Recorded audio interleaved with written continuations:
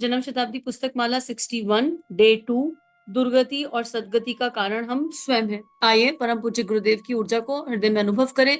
वंदे माता जी के लाड को, दुलार को, उनके प्रेम को अनुभव करें और भावना करें कि माँ हम अपने बच्चों को नीट एंड क्लीन कर रही हैं, साफ सुथरा कर रही हैं। हमारे ऊपर जो कीचड़ जम गई है उसको हटा रही हैं, गंगा जी से हमें नहला रही हैं, अच्छा बच्चा राजा बच्चा बना रही हैं अपना। और फिर कह रही हैं क्या मैंने तुमको अपना राजा बेटा बना लिया, तुम मेरे राजा बच्चे बन गए, अब तुम गुरु जी के काम में लग जाओ। जैसे एक छोटा बच्चा होता है और छोटे बच्चे सुसु पोटी कर लेता है तो माँ क्या करती है, बड़े प्यार से उसको साफ सुथरा करके उसको गोदी में उठाकर उसको अच्छे से खिला पिलाकर और फिर खेलने भेज देती है, जाओ बच्चा अब खेल के आओ, अब तुम नीट एंड क्लीन हो गए, अब तुम आजादी से खेल सकते हो। तो ऐसी वंदनीय माँ हमको बहुत प्रेम और दुलार दे रही है। और एक एकाकी को नहीं, स्वयं का अध्ययन है ना।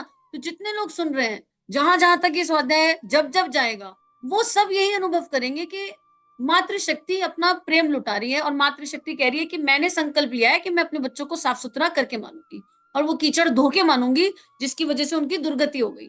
तो हमने आशा है कि होमवर्क कर लिया होगा, मानसिक रूप से जप करते रहेंगे और चेक करेंगे कि कहाँ प्रॉब्लम है। हमारे जीवन में जितनी भी समस्याएं हैं, जितने भी दुख हैं, जितने भी कलेश हैं, उनका कारण क्या ये संसार है? उनका कारण क्या संसार की परिस्थितियां हैं? उनका कारण क्या हमारे आसपास जो हमारे भाई बंधु साथी सखा रहते हैं, जो लोग हमारे आसपास रहते हैं वो हैं? क्या वाकई है? अगर आज भी हम ये कह रहे हैं कि हाँ वही कारण है, तो हम अपने भीतर ठीक से देख नहीं पाए, हम अपने भीतर की कॉपी ठीक से जांच नहीं पाए। यकीन कीजिए मनुष्य अपने भाग्य का निर्माता आप है। मनुष्य अपनी हर करनी का जिम्मेदार स्वयं है। कोई नहीं है इस संसार में जो मेरे सुख और दुख का कारण हो सके। इस संसार में कोई ऐसा नहीं है जो मुझे हंसी और खुशी दे सके। हम स्वयं ही कारण हैं। और जब तक हमारी दृष्टि बदलेगी नहीं, भीतर की ओर की नहीं होगी, ट्रांसफॉर्मेशन नहीं होगा, तब तक हमको बीमारियां घेरे रहेंगी। पिछली स्वाध्याय में गुरुदेव ने अलग अलग एग्जाम्पल के माध्यम से बहुत सुंदर तरीके से हमको समझाया कि हमको अपने विचार को, भावनाओं को परिष्कृत करना है, ट्रांसफॉर्म करना है। और फिर गुरुदेव ने बताया कि देह को गुरुदेव ने लिया कि अगर हम बीमार भी है ना, दैहिक बीमारी कोई है, तो उस दैहिक बीमारी का कारण कहीं ना कहीं हमारा प्रकृति के विपरीत जाना है। हम पानी अच्छे से नहीं पीते, पंच तत्वों की वैल्यू ही नहीं करते। अगर हम सूर्य की साइकिल को फॉलो कर लें, पानी अच्छे से पिए, सुपाच्य आहार जो हमारी आंतों के, हमारे सिस्टम के हिसाब से बना है उतना ही खाएं, खाने खाते टाइम सोचे समझे कि हम क्या खा रहे हैं, तो हम बीमार हो ही नहीं सकते देह से। देह में आई हुई बीमारी कहीं ना कहीं हमारी गलत विचारणाओं, गलत जीवन शैली, संयम रूपी एनर्जी ना होने के कारण होती है। तो गुरुदेव कह रहे हैं प्रकृति पर हम दृष्टि डालकर देखते हैं तो सृष्टि का कोई बीमार प्राणी बीमार नहीं। बुढ़ापा तो सबको आता है, मरना भी सबको पड़ता है, पर बीमारी नाम की कोई चीज किसी भी योनि में दिखाई नहीं पड़ती। कहीं भी किसी को रोता कराता बीमारी से नहीं पाया जाता। केवल एक अभागा मनुष्य ही ऐसा है जो बार बार बीमार पड़ता है। इसका क्या कारण है? इसका एक ही कारण है कि हम आहार विहार के संबंध में असंयम बरतते हैं, जीभ पर हमारा काबू नहीं रहा, जो चीज नहीं खानी चाहिए वह हम खाते हैं, जितनी तादाद में खाना चाहिए उससे कई ज्यादा तादाद में खाते हैं। फलस्वरूप हमारा पेट खराब हो जाता है। पेट खराब होने से, उसमें सड़न होने की वजह से असंख्य बीमारियां खड़ी हो जाती हैं। अगर हमको इसको ठीक करना है तो दवाइयों से तो रोग ठीक हो सकते हैं, दवाइयों से ना तो रोग ही ठीक हो सकते हैं और ना ही टॉनिक खाने से। औषधियों से हमारी कमजोरी दूर हो सकती है। ये लाइन नोट करने हो गए हैं।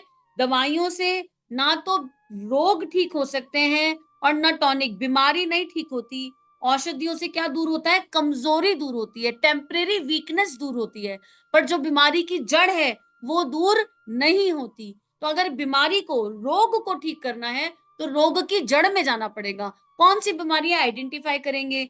दैहिक है, मानसिक है या भावनात्मक है? बीमारियां भी कई तरह की होती हैं। आजकल तो एंजाइटी, डिप्रेशन, स्ट्रेस ये इतने कॉमन वर्ड हो गए, अवसाद हो गया, ओवर थिंकिंग हो रही है, ये इतना कॉमन हो गया, इतना कॉमन हो गया कि हर तीसरे इंसान को ये प्रॉब्लम है। हम कमजोर फील कर रहे हैं, हमारा आत्मबल खत्म हो गया, ये कॉमन प्रॉब्लम है। तो देखिए कि बीमारी कहाँ है? देह में है। पैर में दर्द हुआ, पैर में क्यों दर्द हुआ होगा? क्या कारण हो सकता है? क्या इस पैर को थैंक यू बोला है कभी? क्या इसका सदुपयोग किया है इसकी एनर्जी का कभी? क्या वजन तो ज्यादा नहीं हो रहा कि पैर पर वजन ज्यादा पड़ रहा हो? वजन ज्यादा है तो उसका कारण क्या है? हर चीज के रूट में जाएंगे, मूल में जाएंगे। तेल, तेल लगाना अच्छा है। पैर में तेल लगाने से मेरे पैर की कमजोरी दूर होगी, लेकिन दर्द का कारण तो खत्म नहीं हुआ ना अभी। दर्द क्यों हो रहा है वो तो नहीं समझ में आया, नसों की प्रॉब्लम है तो क्यों हो गई है, मतलब ये जानना पड़ेगा हमको। देखो, एक दैहिक बीमारी ऐसी होती है जैसे एक्सीडेंट हो गया या हड्डी टूट गई, उसकी बात नहीं करते, लेकिन जिनका मनोबल स्ट्रांग होता है ना, जिनका आत्मबल स्ट्रांग होता है, जो मानसिक रूप से भावनात्मक रूप से स्ट्रांग होते हैं, उनको देह की ये छोटी छोटी बीमारियां हैम्पर नहीं करती। हो गई वो उसमें भी हंसते खिलखिलाते मुस्कुराते रहते हैं, उनको उतना दर्द फील ही नहीं होता, क्योंकि उन्हें पता है कि हमारी जो भीतर की शक्ति है, हमारी जीवनी शक्ति क्या है। लेकिन जिनका कारण शरीर कमजोर हो जाता है, जिनकी भाव शक्ति कमजोर हो जाती है, वो देह की बीमारी पर गिव अप करते हैं, वो देह की बीमारी पर लुढ़क पुढ़क जाते हैं। तो गुरुदेव कह रहे हैं कमजोरी दूर करने के लिए आप औषधियां खा सकते हो, कमजोरी दूर करने के लिए सब कुछ कर सकते हो, पर बीमारियों को दूर करने के लिए जब चाहे आज या 1000 वर्ष बाद अंततः एक ही उपाय काम में लाना पड़ेगा, हमको संयम बरतना पड़ेगा। अगर हम बीमार नहीं होना चाहते, और संयम मतलब सारे संयम, जिसने सारे संयम बरत लिए वो ना कभी मानसिक रूप से बीमार पड़ेगा, ना भावनात्मक रूप से, ना दैहिक रूप से। इंद्रिय संयम, अर्थ संयम, समय संयम, आहार संयम, नियम विचारना, भावनाओं का संयम, हर चीज का संयम। संयम में बहुत सारी चीजें आ जाती हैं। इंद्रियों का निग्रह करना सीखना पड़ेगा, समय का नियंत्रण करना सीखना पड़ेगा, आलस्य और प्रमाद से अपनी शक्तियों का जो शरण होता रहता है उसकी रोकथाम करनी सीखनी पड़ेगी। अगर हमने यह सब सीख लिया तो हमारे स्वास्थ्य की गारंटी है, फिर हम दीर्घजीवी बनेंगे और निरोग रह सकेंगे। एक्चुअली क्या हो रहा है, आजकल की मानसिकता भी ऐसी हो गई है कि हम उस डीएनए में, उस मानसिकता में आ गए हैं कि अगर हमारी 10 घंटे की नींद नहीं हुई तो हम सावन के गधे जैसे खुद को कहते हैं, हाय हम तो बहुत कम सोए हैं। हम जिस जिस भूमि पर हम हैं, जिन ऋषियों की हम संतान हैं, हम कहीं ना कहीं भगवान की संतान है, ऋषियों की संतान है। वो तपस्वी थे, उनके लिए 4-5 घंटे की नींद वॉज मोर देन एनफ। लेकिन हमारा ब्रेन का सिस्टम, साइकोलॉजिकल सिस्टम ऐसा हो गया, 8 घंटे की नींद तो मैंडेटरी है। 8 घंटे की नींद किन के लिए मैंडेटरी है? जो ना प्राणायाम करते, ना ध्यान करते, जो ओवर ईटिंग करते हैं, अभक्ष्य खाते हैं, उनका खाना पचता नहीं है, तामसिक भोजन खाते हैं, उनको 8 घंटे की नींद चाहिए। लेकिन जो ऋषि जीवन जी रहा है, संयमित जीवन जी रहा है, नियम से फ्रेश एयर ले रहा है, प्राणायाम कर रहा है, जल तत्व का ध्यान रख रहा है, उसकी ऑटो पायलट मोड पर नींद अपने आप 4 से 5 घंटे की हो जाती है। उसके ज्यादा नींद उसको नहीं आती है अपने आप। अब अगर क्या होता है हमारे साथ, हमने ये संयमित जीवन जिया और आंख सुबह खुल गई 4 बजे 3 बजे, तो सोचते हैं हाय हम बीमार तो नहीं हो गए, हमारी नींद कम हो गई, ये क्या गड़बड़ हो गई, हम तो अभी सोए थे 10 बजे, हम तो 11 बजे सोए थे, हम 3 बजे उठ के क्यों बैठ गए। उस समय हम ये नहीं सोच रहे भगवान ने कृपा करी है, 3 बजे उठाया है, ब्रह्म मुहूर्त का समय है, देवीय शक्तियों का समय है, इस समय का यूटिलाइजेशन कर लें। उठकर बैठ गए तो थोड़ा ध्यान करें, प्राणायाम करें, वॉक करें, रनिंग करें, जॉगिंग करें, पानी पिए, ऊषा पान करें, पंच तत्वों का सानिध्य ग्रहण करें, ऋषियों का सानिध्य ग्रहण करें। वो सब सोच ही नहीं आती, क्योंकि हमारी सोच इस आधुनिक युग के चक्कर में विकृत हो गई। हम ऋषियों के हिसाब से सोच ही नहीं पाते। ऋषियों के जीवन, ऋषियों के बच्चे हैं हम। हमारे परम पूज्य गुरुदेव युग ऋषि हैं, युग ऋषि की संतान है हम किसी को भी फॉलो कर ले, युग ऋषि की संतान है, तो युग ऋषि के जीवनचर्या को अगर फॉलो कर लिया तो जीवन अपने आप सुंदर हो जाएगा। तो गुरुदेव यही कह रहे हैं कि आधी प्रॉब्लम तो ये सोच की हो गई, और अगर किसी ने ये सब कर लिया तो वो दीर्घजीवी बनेगा, निरोग रहेगा। भले ही हमें सस्ते मूल्य का भोजन ही क्यों ना मिलता हो, गरीबी में ही निवास क्यों ना करना पड़ता हो, फिर हमें किसी चिकित्सक के पास जाने की आवश्यकता नहीं पड़ेगी।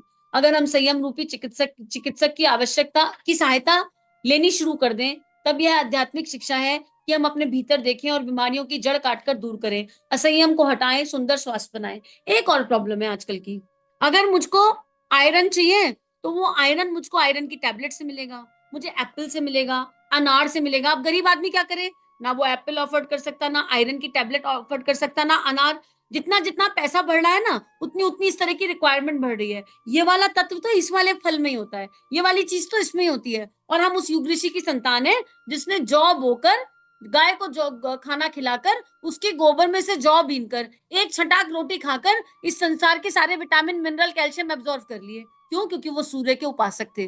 प्रकृति में सब कुछ कहां से आ रहा है, सारे विटामिन मिनरल कैल्शियम कहां से आ रहे हैं, एक एक चीज कहां से आ रही है, सूर्य से। सूर्य की एनर्जी से वनस्पति उगा, जो भी हम खा रहे हैं। आप आयरन की टैबलेट भी ले रहे हो तो वो टैबलेट किसी प्राकृतिक नेचुरल प्रोडक्ट से बन रही है ना। तो हम सविता देवता का ध्यान नहीं करेंगे, हम सविता देवता की ऊर्जा को प्राणायाम के माध्यम से ग्रहण नहीं करेंगे, हम गायत्री मंत्र नहीं करेंगे। हमको हेल्दी रहना है तो हम अलर्ट रूटीन पर रहेंगे। इतना अलर्ट रूटीन, सुबह कैल्शियम कितना गया, फिर मैग्नीशियम कितना गया, फिर फास्फोरस कम तो नहीं हो गया, जाने कितने सारे तत्व। और रोज ऐड में कुछ कुछ कुछ कुछ नया बता देते हैं, और फिर सोच क्या होती है, हाय हम लोग ये तो बहुत ही हैवी प्रोटीन शेक है, इसकी तो कॉस्ट बहुत ज्यादा है, हम वो नहीं ले पा रहे ना, इसलिए हम बीमार हो रहे हैं। और ये सविता देवता बरसा रहे हैं, ले लो सविता की और मुख करके बैठ जाओ। एक बार सुबह सुबह के सूर्य में, अमृत वेला में 1 महीना बैठकर तो देखो ना, सारी बीमारियां खत्म हो जाए। नहीं, हमारे बालों, हमारा हेयर फॉल हो रहा है, हमारे बालों को टॉनिक चाहिए। कौन सा tonic? X shampoo, Y shampoo, Z shampoo, ये वाला प्रोडक्ट, वाला प्रोडक्ट, वाला प्रोडक्ट। नहीं, हम सविता देवता की ऊर्जा को इमेजिन नहीं करेंगे। ध्यान करके देखिए कि सूर्य की दिव्य रश्मियां, उगते हुए सूर्य का दिव्य प्रकाश मेरे बालों के एक एक रोम छिद्र में प्रवेश कर रहा है। I am having beautiful hair. जड़ से इच्छा नहीं होनी चाहिए, यहाँ पर इच्छा विलय होनी चाहिए और कर्म होना चाहिए। देखो क्या बालों की खूबसूरती हो जाएगी। और अगर नहीं हो रही तो मेरा प्रारब्ध भी तो होगा कुछ, एक्सेप्टेंस। लेकिन करके तो देखिए। यहाँ ये नहीं कहा जा रहा कि सारे प्रोडक्ट को बायकॉट कर दो, ये नहीं कहा जा रहा, लेकिन उन पे डिपेंडेंट मत हो। Don't be dependent. अगर हम रोटी को चबा चबा कर खाएं, चबा चबा कर खाएं, जितना चबा के खा सकते हैं उतना चबा कर खाएं, हमको सारे विटामिन, मिनरल, कैल्शियम उस एक चबी हुई रोटी में प्राप्त हो सकते हैं। गायत्री मंत्र से चार्ज कर कर खाना खाएं तो हमको सब कुछ उससे प्राप्त हो सकता है। इस देह से अभी ये नहीं होता, आप लोगों से हो जाए तो करके देखिए। लेकिन परम पूज्य गुरुदेव ने, युग ऋषि ने एक ऐसा जीवन जीकर दिखाया है जहां पर हम किसी भी चीज पर डिपेंडेंट नहीं है। पर आजकल का सारा युवा, सारा यूथ इस तरफ भाग रहा है, इस तरफ ही है। हम सुबह सुबह रनिंग नहीं करेंगे, हम एसी वाले जिमों में एक्सरसाइज करेंगे। एक तरफ एसी चल रहा है, एक तरफ हम 4 घंटे का जिम कर रहे हैं, 4 पैसे लगाकर। अरे भैया, सुबह उठ के फ्रेश और में जाके जॉगिंग करके आओ, आपको किसी चीज की आवश्यकता नहीं पड़ेगी। नहीं, एसी वाले जिम में जो फायदा होता है वो फायदा कहीं नहीं है। क्या करें फिर इस मानसिकता का, इस सोच का? इस सोच को हमको बदलना पड़ेगा और शुरुआत तो अपने से ही होती है। तो पहले अपने आप को देख लें कि हमारी क्या स्थिति है और किस स्थिति में हम है। अब जिसने 40 50 60 का जीवन जी लिया वो ओवरनाइट तो बदल नहीं सकता, पर पहले भावनाओं को बदलिए, सोच को बदलिए। यकीन कीजिए कि ध्यान में वो शक्ति है जो हमें पूर्णता स्वस्थ कर सकती है। यकीन कीजिए, भावनाओं में वो शक्ति है जो हमें पूर्णता स्वस्थ कर सकती है। अच्छी विचारणाओं में वो शक्ति है जो हमें पूर्णता स्वस्थ कर सकती है। एक चैनल पर एक भावना मंत्र करके मिलेगा आपको, केवल 10 मिनट का है। देव परिवार पर होगा या श्री प्रिया पर होगा। परम पूज्य गुरुदेव को सानिध्य में रखते हुए अगर भावना मंत्र किसी ने 3 महीने 2 टाइम कर लिया, उसकी 60 70% हेल्थ इश्यूज सॉल्व हो जाएंगे। कर कर देख लीजिए, यकीन ना हो तो आप। लेकिन हम करें, एक दिन भी छूटना नहीं चाहिए। 90 दिन मतलब 90 दिन, 2 समय मतलब 2 समय, लेट कर सुकून से। उसमें डिवाइन अफर्मेशन है सविता देवता के साथ, और वो अफर्मेशन हमारे तीनों शरीरों पर काम करती है और वही भावना हमें पॉजिटिव रखती है। और दिन भर क्या करना है? दिन भर चिंतन करना है, अच्छा चिंतन। सुबह शाम भावना मंत्र किया, अच्छा चिंतन किया, तो स्वास्थ्य लाभ अपने आप हो जाएगा। गुरुदेव आगे लिखते हैं, मानवीय मस्तिष्क की ओर हम देखते हैं तो मालूम पड़ता है कि इतनी बढ़िया मशीन थी, इतना सुंदर कंप्यूटर कदाचित इस दुनिया में कहीं पाया जाता। मानवीय मस्तिष्क में स्वर्ग के सारे तत्व भरे पड़े थे। दृष्टिकोण आदमी का अच्छा हो तो हर जगह सौंदर्य है, हर जगह प्रसन्नता है, हर जगह सद्गुण है। सहयोग बिखरा हुआ दिखाई पड़ेगा। दृष्टिकोण आदमी का अच्छा हो, इसके बारे में कल गुरुदेव ने समझाया कि दृष्टिकोण कैसा होना चाहिए। सृष्टि में जहां कहीं भी मनुष्य अपनी दृष्टि पसार कर देखेगा तो मालूम पड़ेगा कि इसमें सर्वत्र सद्भावनाएं भरी पड़ी हैं। लेकिन हम देखते हैं कि इस मस्तिष्क के द्वारा जिस तरह का चिंतन करना था, उस करना चाहिए था, जो काम करना चाहिए था, उसको तोड़ मरोड़ करके ऐसा बना दिया गया कि शुद्ध चिंतन करने की अपेक्षा अशुद्ध चिंतन में ही उलझा रहा। ईर्ष्याएं, डहा, चिंताएं, निराशाएं, भय, आशंकाएं आदि, जिनका वास्तविक कोई कारण नहीं होता, वो भी वही हमारे ऊपर छाई रहती हैं। देख लो कितनी बात गंभीर कह रहे हैं परम पूज्य। चिंताओं का, ईर्ष्याओं का, निराशाओं का, भय का, आशंकाओं का कोई वास्तविक कारण नहीं है, ये इल्यूजन है। हम इल्यूजन में जी रहे हैं, हम अपने ही बनाए हुए भ्रम में जी रहे हैं, जिनका वास्तविक कारण नहीं है। उन पर चिंतन करते करते हमने रस्सी को सांप बना दिया और जीवन को नरक बना दिया। अगर वास्तविक कारण हो भी तो आदमी उसको स्वाभाविक एवं सामान्य समझकर हंसी के साथ खेल में टाल भी सकता है। लेकिन प्राय वह राई भर की बात को पहाड़ बनाने के बराबर बनाकर रात दिन उद्विग्न होता रहता है। यकीन नहीं होता मानसिक मन कैसे काम करता है, दिमाग कैसे काम करता है। दिमाग ऐसे काम करता है कि घर में 2 लोग बैठे हैं, ठीक है, थोड़ा बहुत अनबन हो गई, उस अनबन में एक इंसान ने दूसरे इंसान को कह दिया तुम बहुत बदतमीज हो, तुमको तो किसी चीज की समझ ही नहीं है।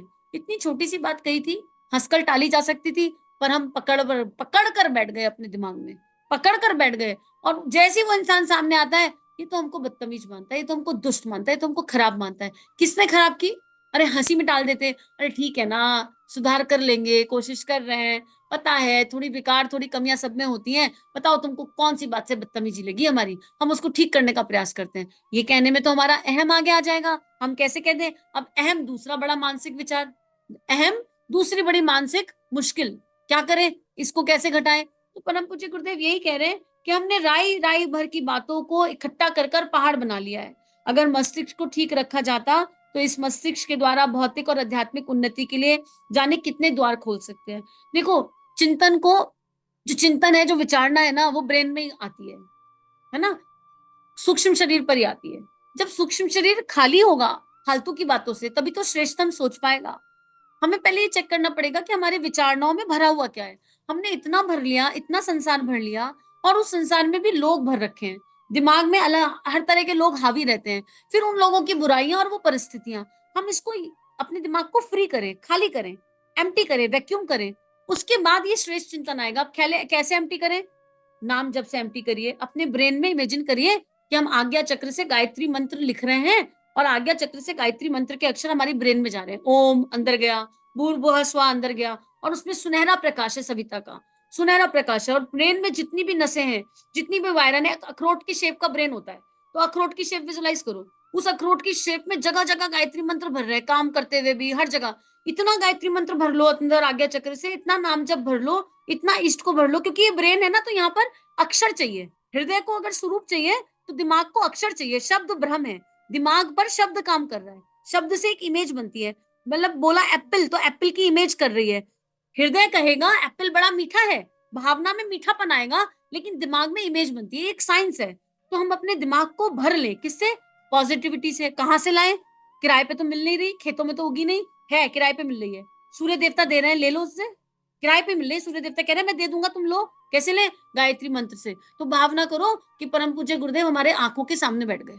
परम पूज्य गुरुदेव के हाथ में एक वायर है, वायर पतला सा, महीन सा, उन्होंने हमारे आज्ञा चक्र में वो वायर डाल दिया अंदर, और उस वायर से गायत्री मंत्र की तरंगे निकल रही है। ऐसा ऐसे विजुअलाइजेशन क्रिएट करो, लगा लो कान में आवाज, या मन ही मन काम कर रहे हो, काम करते हुए भी, खाना बनाओ, ऑफिस में हो, कहीं भी हो, वो वायर गुरुदेव निकालेंगे नहीं। अब उसमें से गायत्री मंत्र की सुनहरी तरंगे निकल रही हैं, अखरोट रूपीज दिमाग में पूरी तरह छा रही है, प्रकाश ही प्रकाश। अब इस गायत्री मंत्र में वो शक्ति है कि जो दिमाग में ये फालतू की विचारणाएं आती है ना, इन्हें भस्म कर रहा है वो अंदर अंदर, ऑटोमेटिक। हमको देखना नहीं पड़ रहा, हमको क्या ध्यान रखना है? गुरुदेव का, और उनके हाथ में एक वायर, और वो अंदर गई और वो अपना काम करेगी। ये धारणा के साथ 15 मिनट भी रोज बिता लिए तो अपनी सोच में एक परिवर्तन मिल जाएगा। इतना गायत्री मंत्र अंदर दिमाग में भर जाएगा कि क्या होगा? गायत्री क्या है? विवेक की देवी है, कोई जादू नहीं होगा, चमत्कार नहीं होगा। गायत्री एक तत्व है, सविता देवता का दिव्य तत्व है, विवेक की देवी है, प्रज्ञा की देवी है।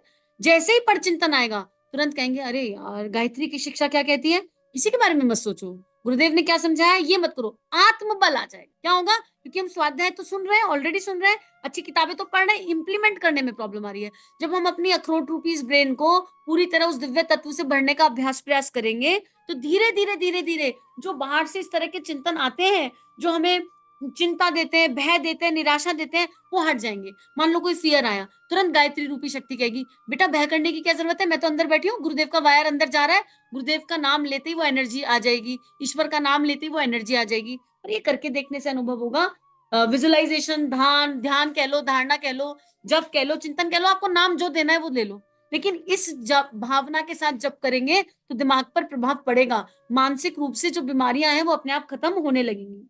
अब गुरुदेव कह रहे हैं अगर मस्तिष्क को ठीक रखा जा सके तो इस मस्तिष्क द्वारा आध्यात्मिक उन्नति के जाने कितने द्वार खुल जाएंगे। एक द्वार तो खुल गया, चला गया वायर अंदर गायत्री मंत्र का, गुरुदेव ने डाल दिया।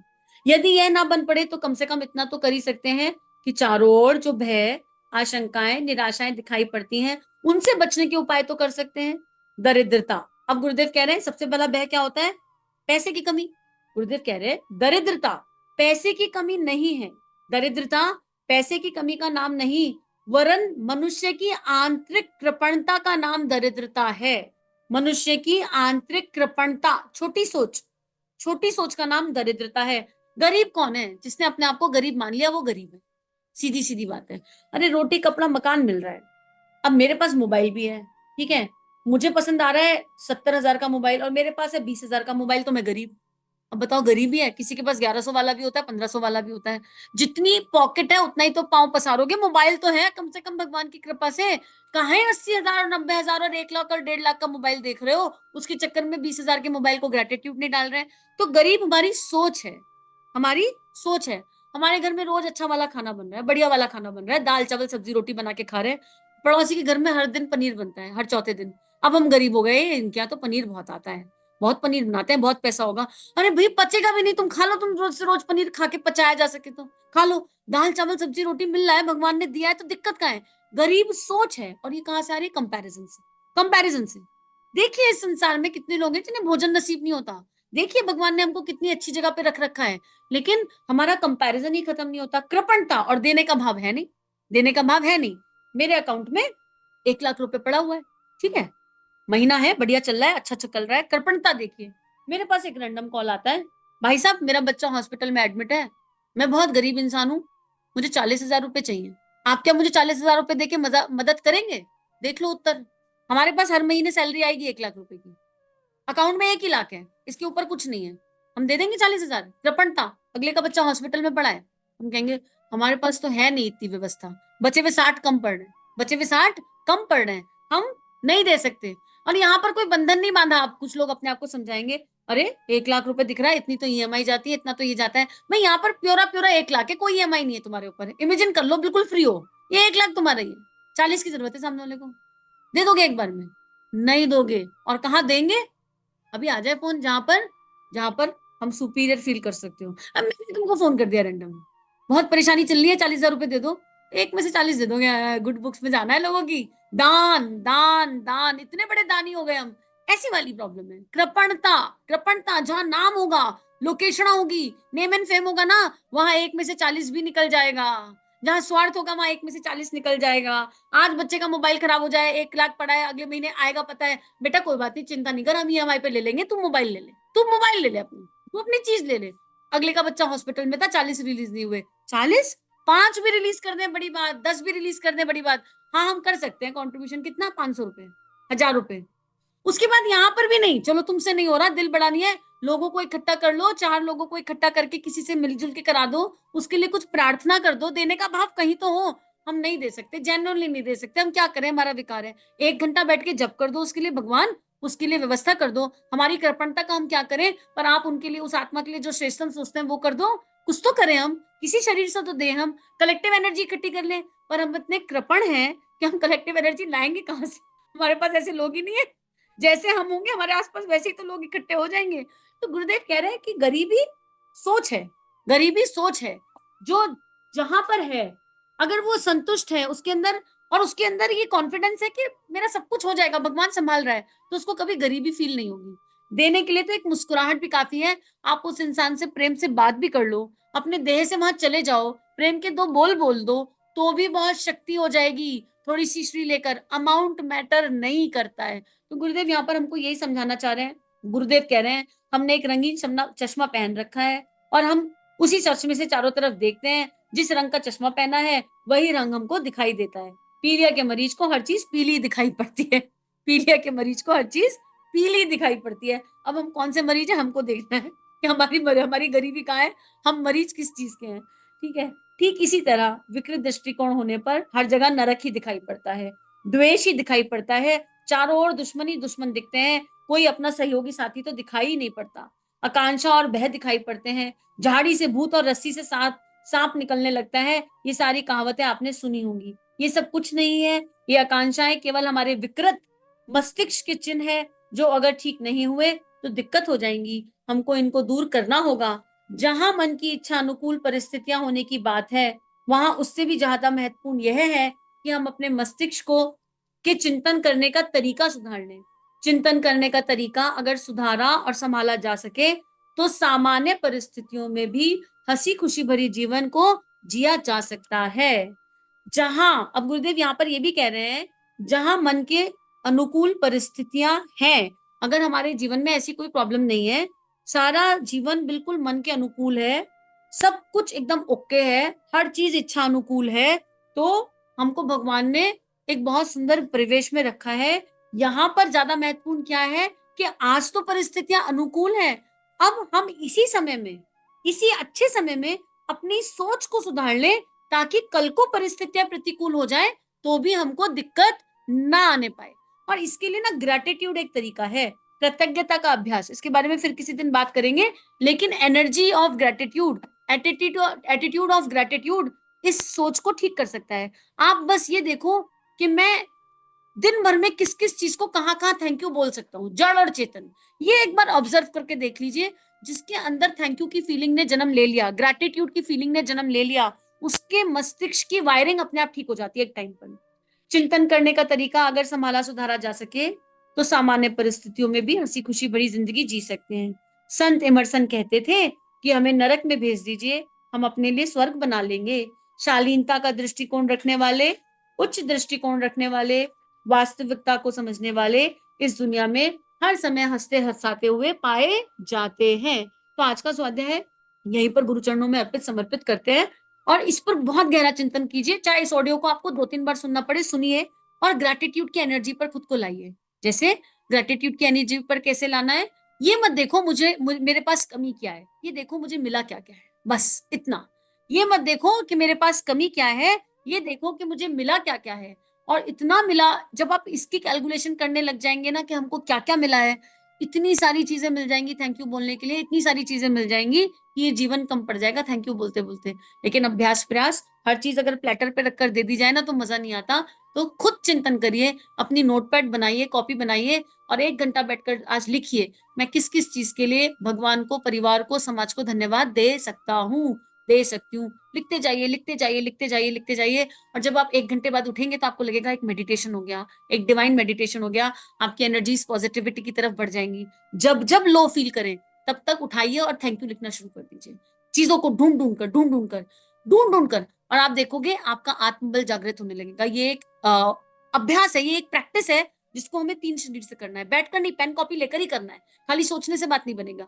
जब आपको लगे हम लो हो गए, तब आप अपने ग्रेटिट्यूड जर्नल को उठाइए और लिखिए।